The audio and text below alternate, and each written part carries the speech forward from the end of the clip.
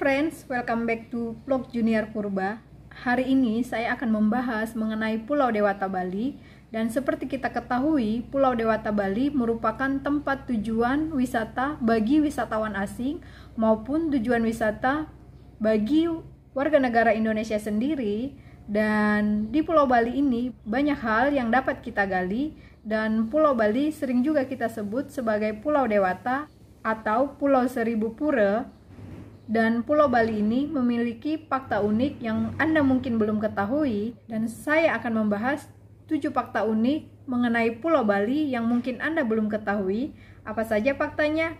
Yuk, tetap ikutin saya ya. Tapi sebelumnya buat kamu yang belum subscribe, di-subscribe dulu ya, dan dibunyikan loncengnya. Dan terima kasih buat teman-teman yang sudah subscribe, dan yuk, let's check it out. 1. Bali tempo dulu, banyak perempuan Bali telanjang dada. Perempuan Bali tempo dulu memang tampil telanjang dada dimanapun mereka berada, tidak takut adanya kejahatan, karena penduduk pribumi saat tersebut terkenal lugu, polos, dan natural. Tampilan telanjang dada tersebut untuk simbol keindahan, serta kejujuran lahir dan batin. Dengan bertelanjang dada, jadi orang akan tahu kejujuran seorang wanita, sehingga buah terlarang mereka diketahui memang tidak pernah tersentuh. Walaupun dilihat oleh banyak orang, para perempuan Bali menjaga keutuhannya agar tidak disentuh oleh kaum pria.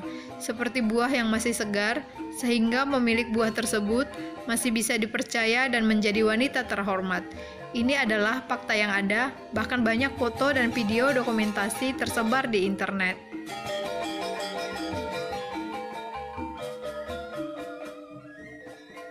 2. Penduduk asli Bali jarang terlibat kejahatan. Dibandingkan dengan persentase yang sekitar 85% mayoritas penduduk asli Bali, maka fakta kejahatan yang ada di Bali lebih banyak dilakukan oleh orang-orang pendatang atau mereka yang tidak asli Bali. Penduduk Bali yang mayoritas Hindu memiliki kepercayaan adanya hukum karma pala dan percaya dengan adanya reinkarnasi. Maka mereka percaya setiap perbuatan atau karma baik akan mendapatkan imbalan yang baik juga, dan begitu juga sebaliknya perbuatan buruk akan mendapatkan akibat yang buruk, dan hasil perbuatan tersebut bisa dinikmati pada saat hidup sekarang ini, ataupun dalam kehidupan mereka di mendatang saat reinkarnasi. Sehingga tidak semua manusia tersebut kehidupannya baik. Itu sesungguhnya karena karma mereka.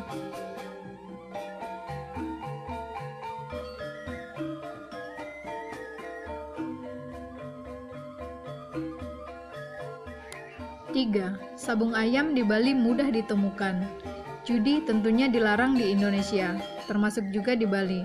Namun demikian, sabung ayam di Bali, terutama di wilayah Denpasar dan di sejumlah tempat di wilayah pedesaan, bisa dengan mudah ditemukan para penjudi atau bobotoh, dan mereka menyadari akan keberadaan judi tersebut dilarang dan diilegalkan.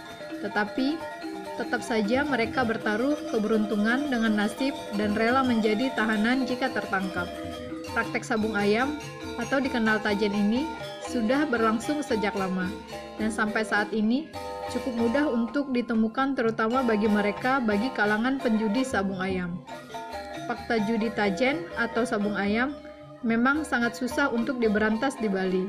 Mungkin disebabkan karena adanya prosesi tabuhrah atau adu ayam sampai meneteskan darah pada saat-saat upacara agama tertentu.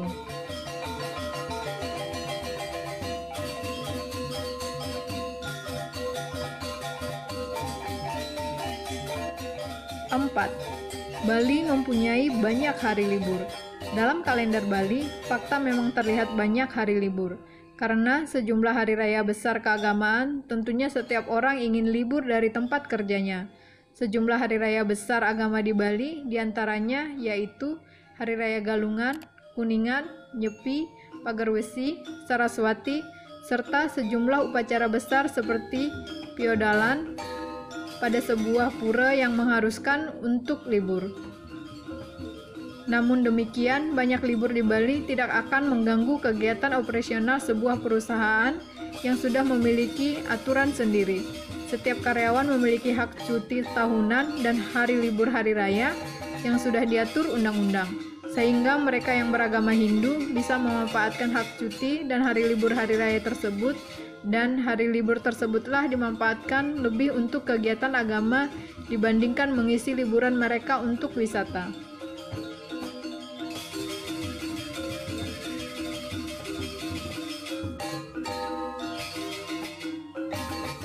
5. Pohon Kamboja, tanaman bunga favorit di Bali. Fakta, hampir setiap pekarangan rumah di Bali menghiasi pekarangannya dengan pohon Kamboja. Termasuk juga hotel dan villa memanfaatkan pohon Kamboja tersebut sebagai tanaman hias.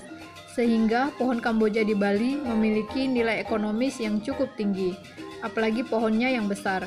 Pohon Kamboja memiliki bermacam makna. Di luar Bali, pohon Kamboja banyak ditanam di kuburan sehingga terkesan seram dan menakutkan. Namun, di Bali pohon Kamboja merupakan bunga yang favorit dan tidak hanya untuk perlengkapan persembahan, tetapi sebagai wujud keindahan. Warga asli Bali menjadikan bunga Kamboja tersebut sebagai identitas diri, sebuah bunga yang memiliki nilai keindahan melebihi bunga-bunga lainnya. Gadis Bali akan terlihat lebih sempurna jika sebuah bunga Kamboja terselip di telinganya.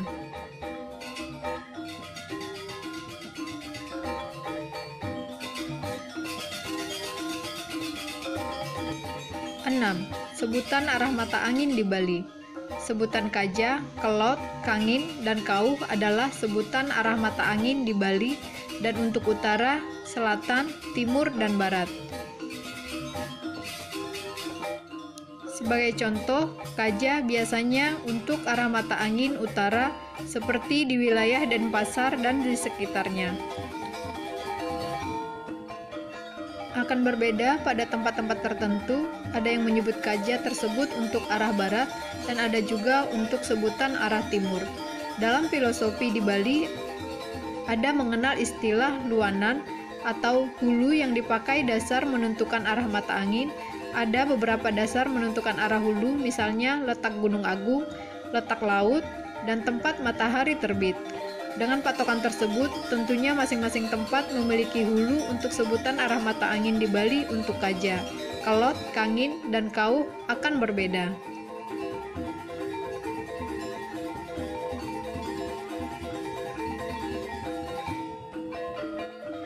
Tujuh. Wanita Bali paling setia dengan pasangan hidupnya. Bagi wanita Bali, mereka akan sangat mempertimbangkan dalam memilih pasangan hidupnya, karena Bali menganut sistem patrilineal. Setelah seorang wanita memilih pasangan hidupnya, maka secara otomatis semua hak dari wanita tersebut di keluarganya akan dilepas, termasuk juga ikatan dengan leluhurnya. Ini melalui proses upacara agama atau ritual yang menyatakan bahwa perempuan tersebut melepas ikatannya dengan leluhurnya. Jika dipahami, ini tentu hal yang sangat menyedihkan dan tidak hanya dilepas oleh keluarga, tetapi juga ikatannya dengan leluhurnya dan bergabung dengan keluarga mempelai laki-laki, menjadi anggota baru. Apalagi sampai pindah agama tertentu adalah hal yang sangat rumit. Untuk itulah wanita sangat ingin mempertahankan keutuhan keluarganya.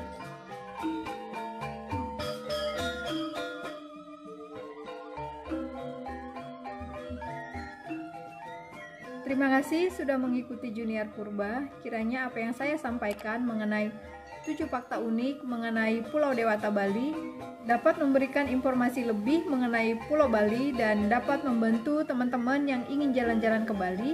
Dan terima kasih dan see you di next video lainnya. Terima kasih.